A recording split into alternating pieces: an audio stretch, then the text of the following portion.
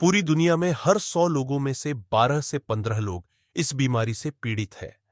बीमारी के कारण होने वाली परेशानियों में यह बीमारी दूसरे नंबर पर है। महिलाओं में यह ज्यादा होती है, खासकर 30 से 39 साल की उम्र में इसका प्रकोप और बढ़ जाता है। देखा गया है कि सिर के आधे हिस्से में दर्द इस बीमारी का मुख्य लक्षण है और इसीलिए इस बीमारी का नाम माइग्रेन पड़ा, जो ग्रीक शब्द है और इसका मतलब है आधे सिर में दर्द। माइग्रेन से पीड़ित लोग हमारे आसपास हर घर में मिल जाएंगे। हर परिवार में कोई न कोई इससे पीड़ित है। इसके लिए लोग डॉक्टरों के पास जाते हैं, दवाइयां खाते हैं और इस बीमारी के कारण जीवन में कई तरह की परेशानियों का सामना करते हैं।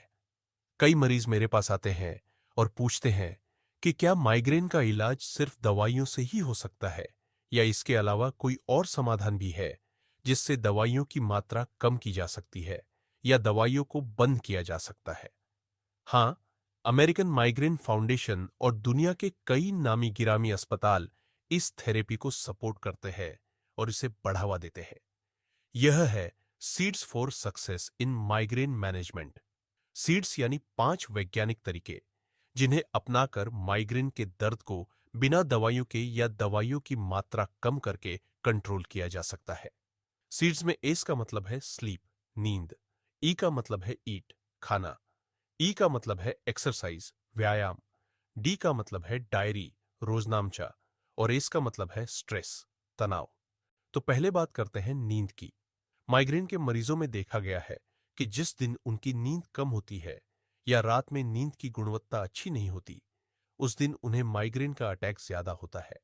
इसलिए सही समय पर सोना और पर्याप्त मात्रा में अच्छी नींद लेना माइग्रेन के मरीजों के लिए बहुत जरूरी है। आप कैसे सोते हैं, बिस्तर पर कैसे लेटते हैं, बिना नींद की दवा के कैसे जल्दी सो सकते हैं, इन सब बातों के बारे में और जानने के लिए मेरे वीडियो के डिस्क्रिप्शन में स्लीप से जुड़ी जानकारी दी गई है, आप उसे देख सकते हैं। नींद के बाद बात करते हैं खाने की। कई बार मरीज डॉक्टरों से पूछते हैं कि क्या खाए और क्या न खाए। क्या खाने से माइग्रेन का अटैक कम होगा, क्या खाने से अटैक बढ़ेगा। विज्ञान कहता है कि जिन लोगों को माइग्रेन होता है उनमें से ज्यादातर के शरीर में पानी की कमी होती है। वे कम पानी पीते हैं और डिहाइड्रेटेड रहते हैं। इसलिए रोजाना 3 से 4 लीटर पानी पीना चाहिए। अगर कोई मेडिकल कारण न हो तो, जैसे अगर किसी को दिल की बीमारी हो या किडनी की समस्या हो, तो डॉक्टर कम पानी पीने की सलाह देते हैं। लेकिन माइग्रेन के मरीजों को ज्यादा पानी पीना चाहिए। ग्लूटेन वाले खाने जैसे गेहूं, राई, जौ आदि से माइग्रेन के अटैक बढ़ सकते हैं। इसके अलावा हिस्टामिन वाले खाने जैसे फर्मेंटेड चीज, वाइन, बियर और कुछ सब्जियां भी माइग्रेन को बढ़ा सकती है।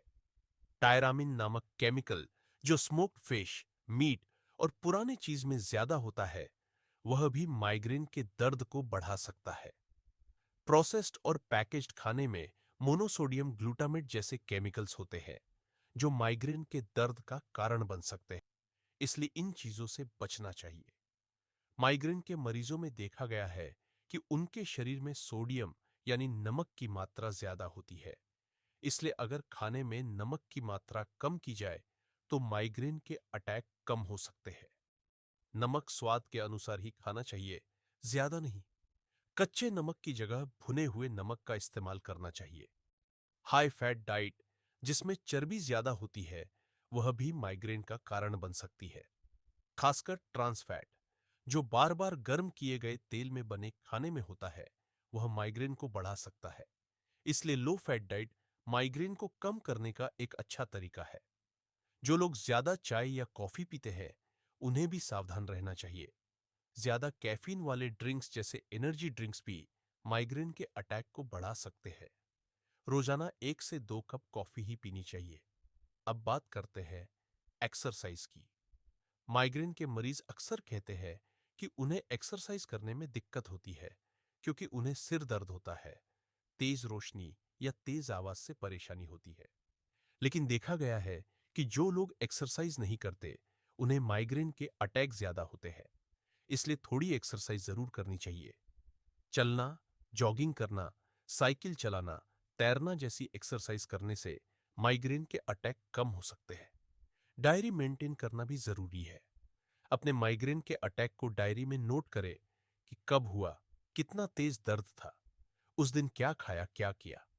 इससे आपको पता चलेगा कि कौन सी चीजें आपके माइग्रेन को ट्रिगर करती है। तनाव को कम करना भी जरूरी है। योग, प्राणायाम, मेडिटेशन जैसे तरीके अपनाकर तनाव को कम किया जा सकता है।